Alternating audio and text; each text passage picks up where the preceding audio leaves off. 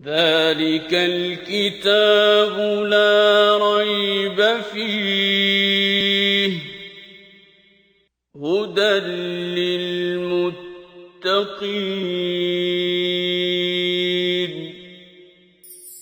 كتاب الله للأرواح روح به تحيا النفوس وتستريح كتاب الله كتاب الله. اب سورہ نساء شروع ہو رہی ہے. یہ دو جوڑا تھا سورہ بقرہ سورہ آل عمران. اب یہاں دونوں حروف مقطعات سے شروع ہوئی تھیں. اب یہ دوسرا جوڑا ہے سورہ نساء اور سورہ مائدہ. یہ براہ راست شروع ہو رہا.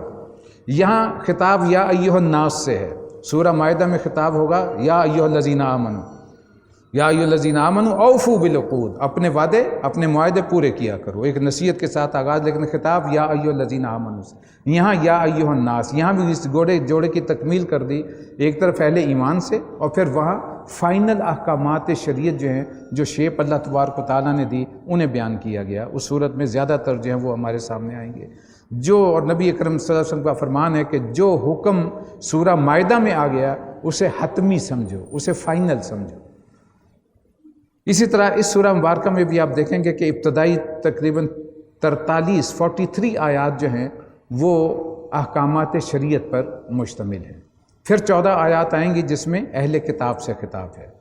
پھر تقریباً آیت نمبر 60 سے لے کے اور آیت نمبر 126 تک یہ تقریباً 66 آیات ہیں. اس کے بعد پھر ایک حصہ آئے گا، تقریباً یہ کل سورہ کی 176 آیات ہیں، اور اس میں سے 84 آیات وہ ہیں جو منافقین سے خطاب ہے.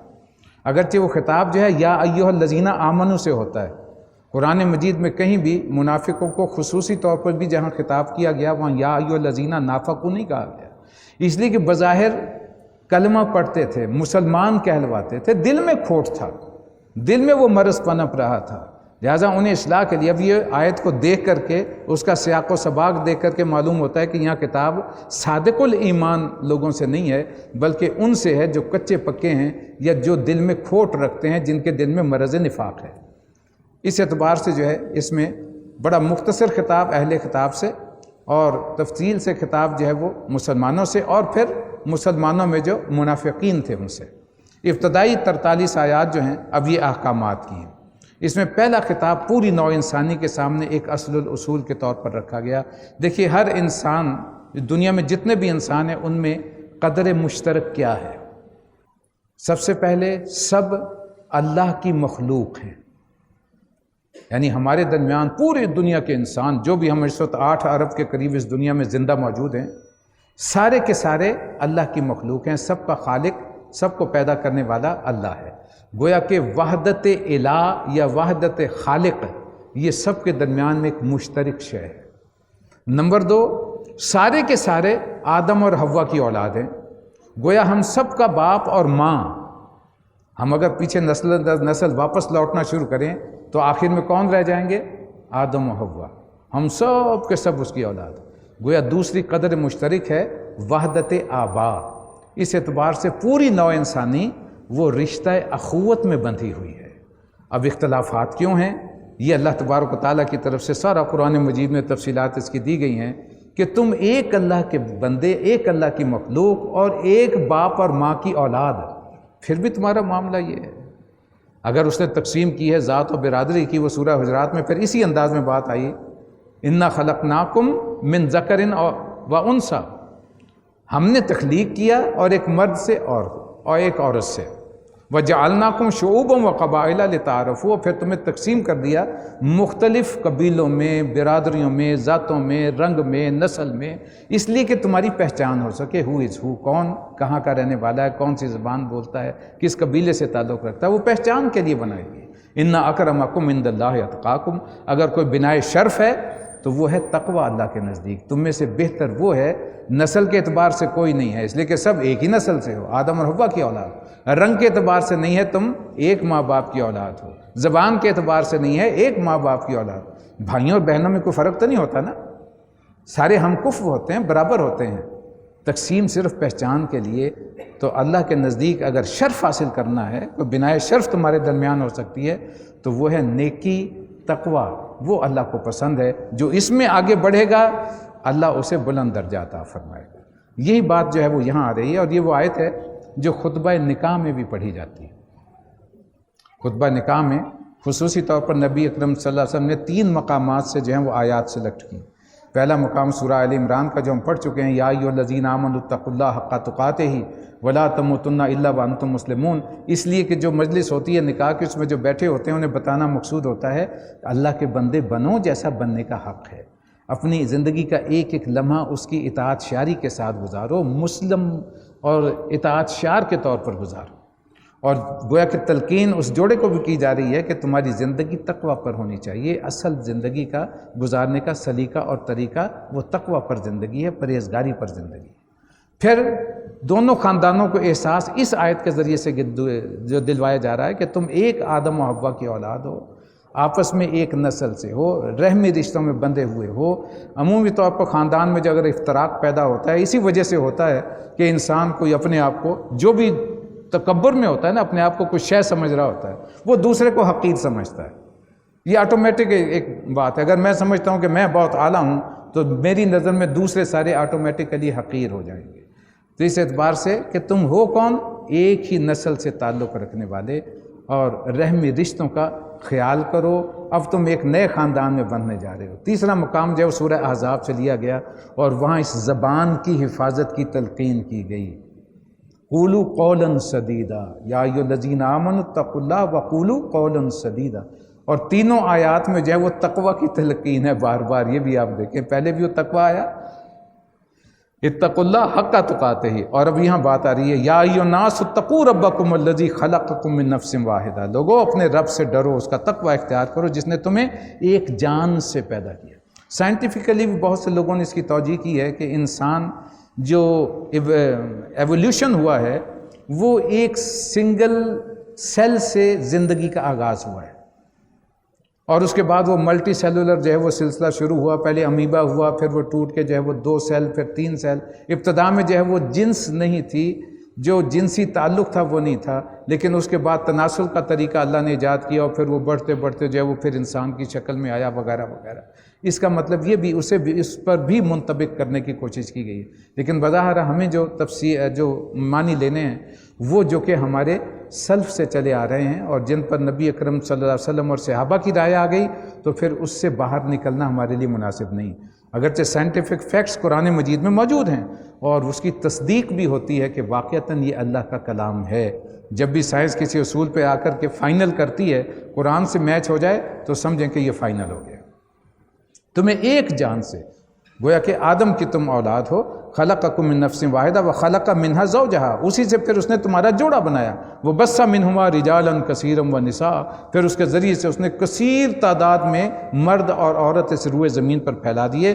واتقوا اللہ الذی تساءلون بہ والارحام، تو ڈرو اللہ سے جس کا نام لے کر تم ایک دوسرے سے سوال کرتے ہو. تساءلون بہ والارحام، اور رحمی رشتوں کا خیال کرو، ان کی قدر کرو، قطع رحمی نہ کرو، صلہ رحمی کرو.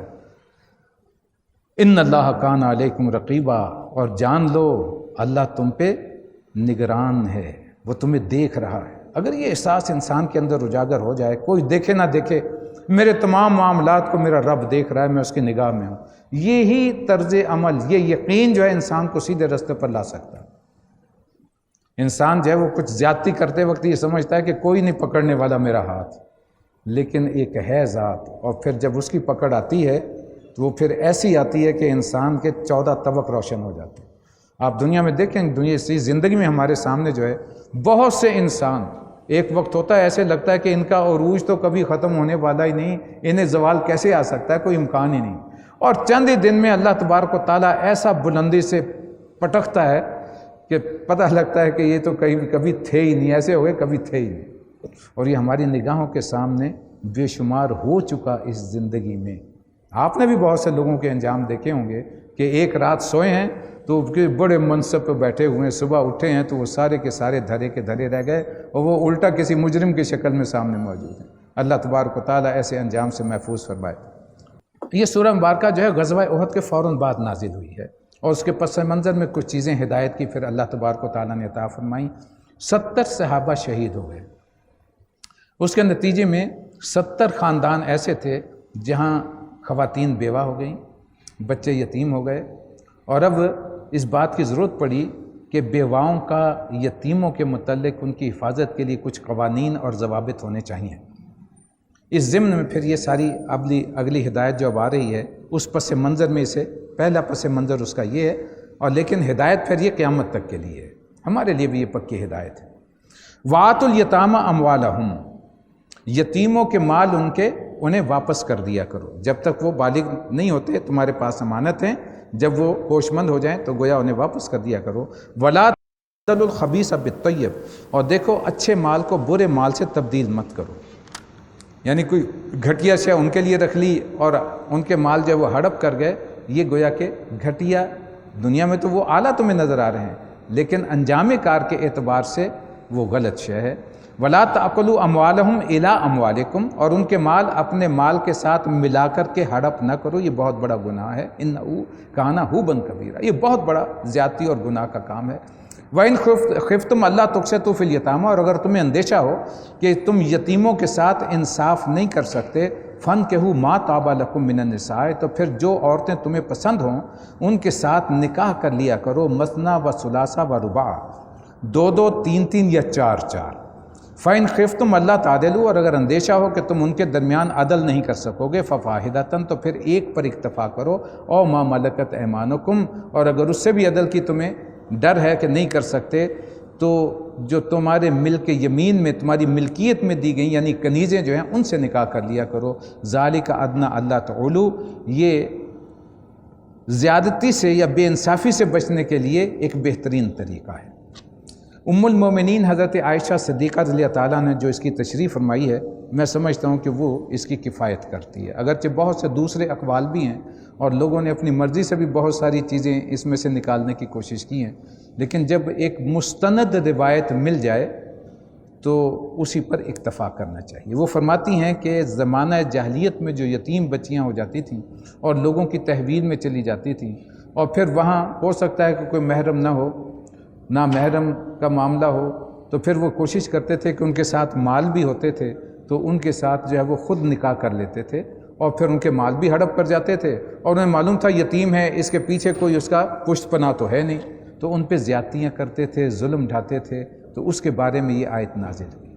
اس مقام پہ یوں سمجھیے کہ جب غزوہ احد ہوا تو بہت سے لوگ جب شہید ہو گئے تو بہت سے لوگوں کے پاس یتیم بچیاں آئیں، ان کے ساتھ ان کے وراثت بھی تھی، بچیاں بھی تھی، بچے بھی تھی، اور بچیوں کے معاملے میں بھی اس کو بالخصوص لوگ یہ کرتے تھے کہ اگر وہ دیکھا ہے کہ اس سے خود نکاح ہو سکتا ہے، ایسا رشتہ بنتا ہے تو خود کر لیا، ورنہ اپنے کسی بیٹے سے یا کسی عزیز سے نکاح کر کے اور اس کے اموال جو ہیں وہ سارے کے سارے، مقصد صرف مال ہڑپ کرنا ہوتا ہے۔ چنانچہ تاکید یہ کی گئی کہ ان کے ساتھ نکاح مت کرو، اگر تمہیں واقعتاً نکاح کی ضرورت ہے ایک سے زائد تو چاہے بیک وقت 2 کر لو، 3 کر لو، 4 کر لو، لیکن اس مقصد کے لیے، اس غلط مقصد کے لیے ان یتیم بچیوں سے نکاح مت کرو۔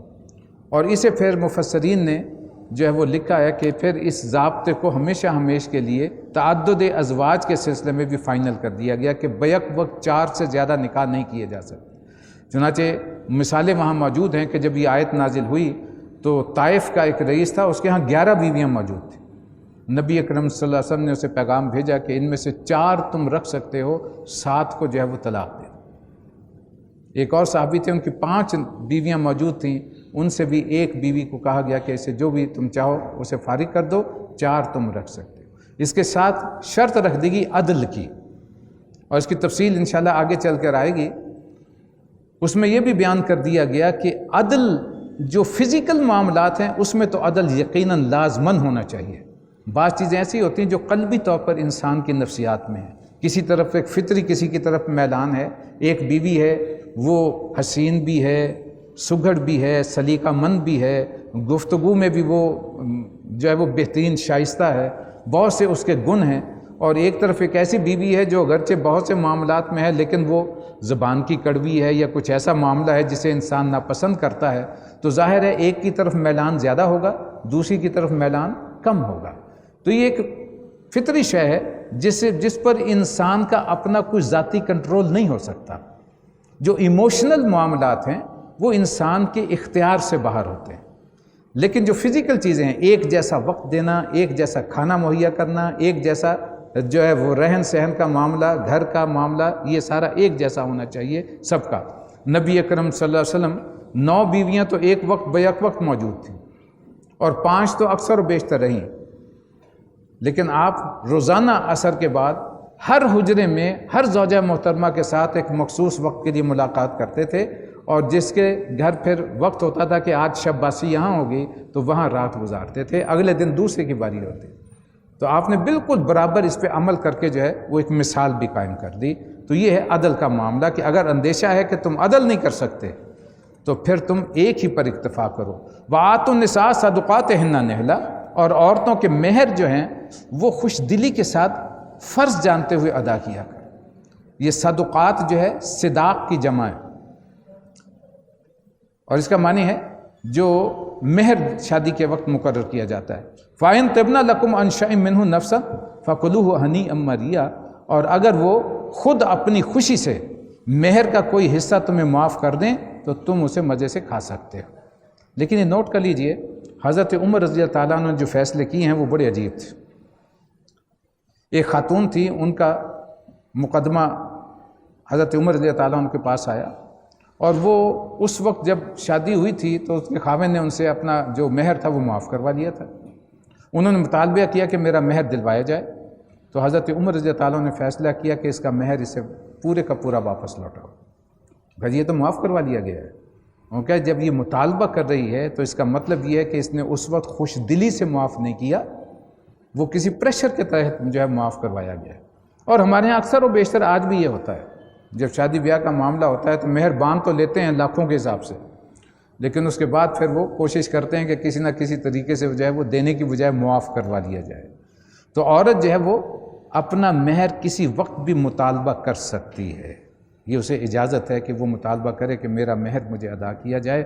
اور سنت طریقہ یہ ہے کہ جو مہر مقرر کیا جائے وہ مرد کی جس کے ساتھ نکاح ہو رہا ہے اس کی جتنی وسعت ہے اس کے مطابق مہر ہو، اور مہر پہلے ادا کیا جائے، مقاربت کرنے سے پہلے، تعلق کے زن و شو قائم ہونے سے پہلے مہر ادا کیا جائے۔ یہ صحیح سنت طریقہ ہے، پھر وہ صحیح معنوں میں نکاح کی بندش جو ہے وہ قائم ہوتی ہے۔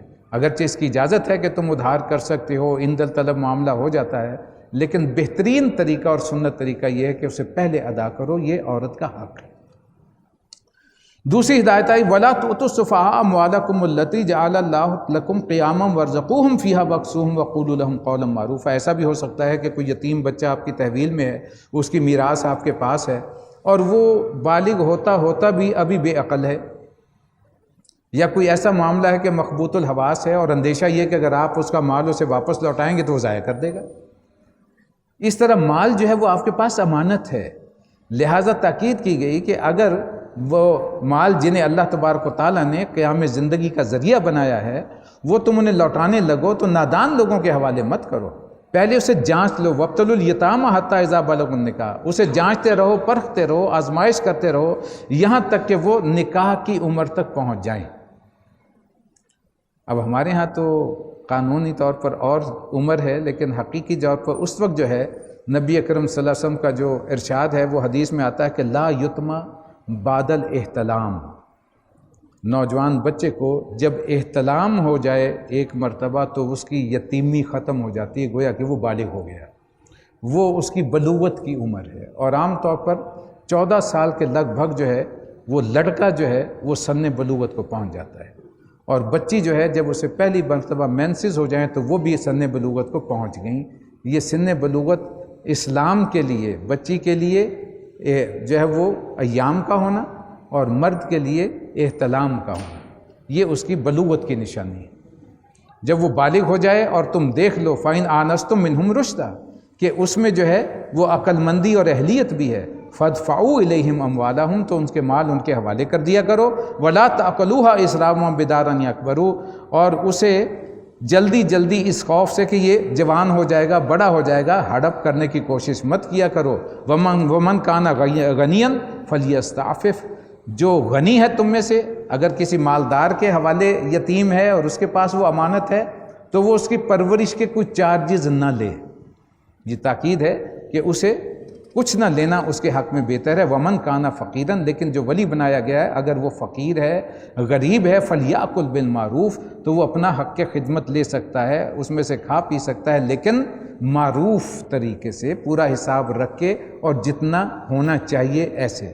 فَإِذَا دَفَعْتُمْ إِلَيْهِمْ أَمْوَالَهُمْ، اور جب تم ان کے مال ان کے حوالے کر رہے ہو، فَأَشْهِدُوا عَلَيْهِمْ، تو پھر اس پر گواہ مقرر کر لیا کرو، وَكَفَى بِاللَّهِ حَسِيبًا، اور اللہ حساب لینے کے لیے کافی ہے۔ یعنی اصل حساب تو تم سے اللہ نے لینا ہے۔ بعض ہے نا، تم نے گواہ بھی کر لیے، سارا کچھ کر لیا، لیکن اندر ہی اندر کچھ کاٹ کھایا، کسی کو پتہ ہی نہیں ہے، تو اللہ سے تو نہیں چھپ سکتے۔ تو اصل حساب تو گویا اس کی عدالت میں ہوگا۔ لِلرِّجَالِ نَصِیبٌ مِّمَّا تَرَکَ الْوَالِدَانِ، مردوں کے لیے اس مال میں حصہ ہے جو والدین ترکہ کے طور پر اور رشتہ دار چھوڑ جائیں، وَالْأَقْرَبُونَ، وَلِلنِّسَاءِ نَصِیبٌ مِّمَّا تَرَکَ الْوَالِدَانِ وَالْأَقْرَبُونَ، اور عورتوں کا بھی اس مال میں حصہ ہے جو کہ والدین اور رشتہ دار جو ہیں وہ ترکہ کے طور پر چھوڑ جائیں، مما قل منہ او کثر، چاہے وہ تھوڑا ہو، قلیل ہو، چاہے زیادہ۔ یہاں تک حدیث میں الفاظ آئے کہ اگر کوئی شخص 1 گز کپڑا چھوڑ کے مرائے، اس کا کل ترکہ جو ہے وہ 1 گز کپڑا ہے اور 10 اس کے وارث ہیں، تو اسے 10 حصوں میں پھاڑ کے تقسیم کر کے ہر ایک کو جو ہے اس کے حصے کے مطابق دیا جائے۔ اس قدر تاکید ہے۔ اب ہمارے ہاں کیا کچھ ہوتا ہے آپ کے علم میں ہے کہ نہ جانے کہاں کہاں جو ہے وہ ہم ڈنڈی مارنے کی کوشش کرتے ہیں۔ اللہ تبارک و تعالیٰ اسے محفوظ فرمائے، اس لیے کہ یہ وہ مال ہے حرام جو ہے وہ قیامت دن فرمایا کہ جیسے، بلکہ قیامت کے دن جیسے یہاں آنکھ بند ہوگی اور ادھر آنکھ کھلے گی، ساتھ ہی وہ پیٹ میں وہ آگ کی شکل میں نمودار ہو جائے گا، وہ بھڑکنا شروع ہو جائے گا۔ تو یہ حرام سے بچنا جو ہے وہ بہت ضروری ہے۔ اللہ تبارک و تعالیٰ ہمیں اس غلطی سے محفوظ فرمائے۔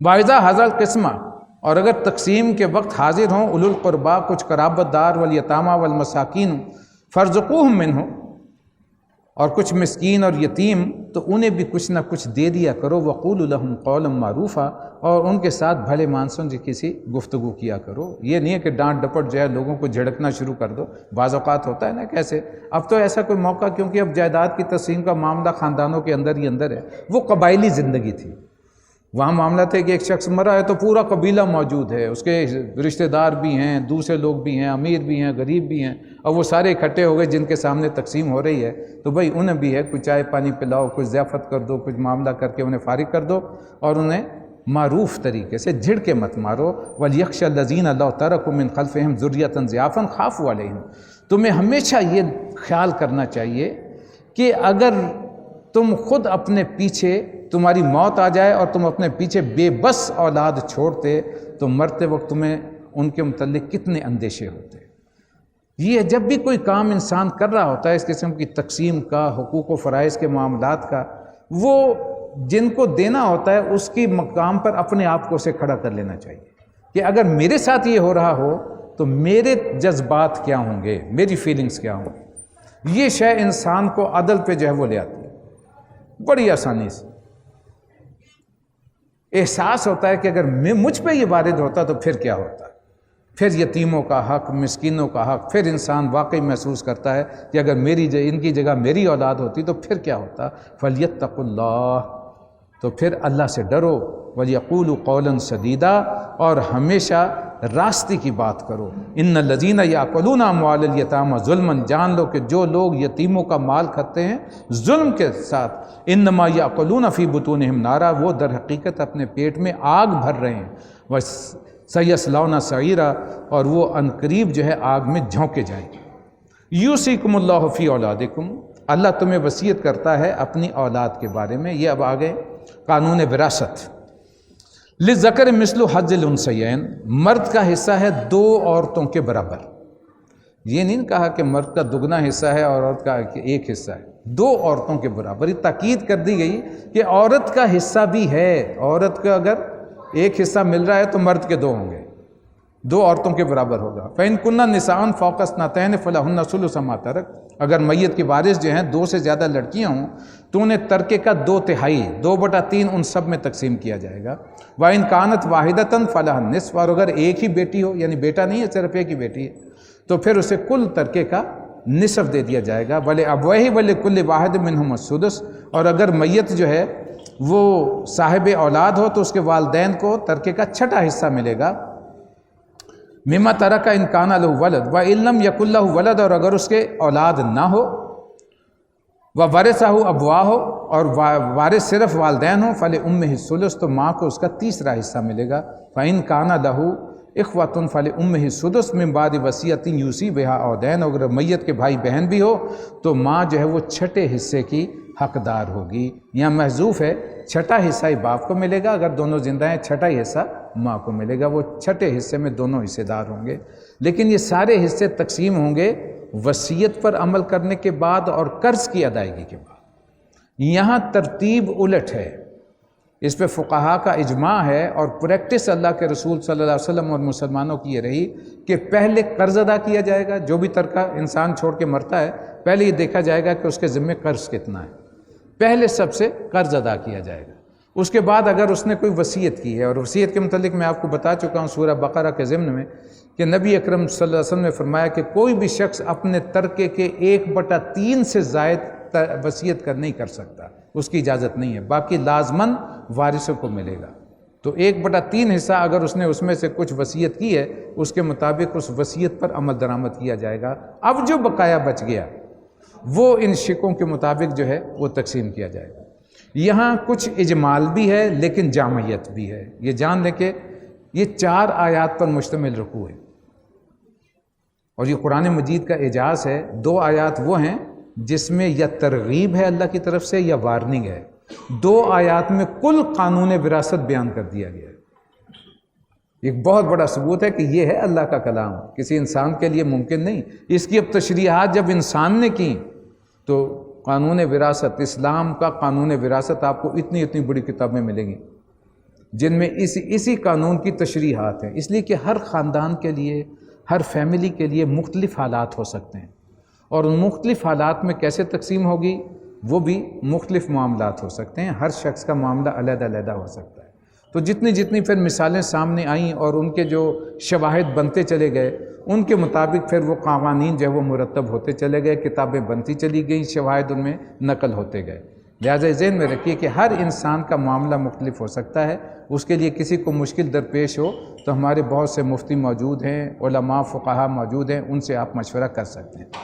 آباؤکم و ابناؤکم، اب یہ ایک سوال ہو سکتا ہے کہ والدین تو بوڑھے ہو گئے، اب انہیں کیا ضرورت ہے اتنے مال کی؟ اس لیے بہت سے لوگ یہ کرتے ہیں کہ والدین کو کیا دینے کی ضرورت ہے، جو اپنے آپس میں اسے تقسیم کر لیتے ہیں، اس لیے کہ بوڑھے ہو چکے والدین، اب ان کا زور تو اتنا ہوتا نہیں، اور بعض میں سے بھی کوئی بات نہیں سنتا۔ لیکن یہاں تاکید کا انداز دیکھیے، آباؤکم و ابناؤکم لا تدرون ایہم اقرب لکم نفعا، جان لو کہ تم نہیں جانتے تمہارے ماں باپ یا تمہاری اولاد کون جو ہے نفع کے لحاظ سے تمہارے قریب تر ہے، یہ اللہ جانتا ہے۔ فریضۃ من اللہ، تمہیں تو صرف یہ یاد رہنا چاہیے اللہ کی طرف سے فرض کر دیا گیا ہے انہیں دینا، لہٰذا اس پہ عمل کرو۔ ان اللہ کان علیما حکیما، یقیناً اللہ سب کچھ جاننے والا بھی ہے اور حکمت والا بھی ہے۔ کیا کیا مصلحتیں ہو سکتی ہیں اللہ سے بہتر کوئی نہیں جانتا، لہٰذا اس نے یہ حصے مقرر کیے، تمہارا کام ہے اللہ کے حکم پر عمل کرنا۔ ذلك الكتاب لا ريب فيه هدى للمتقين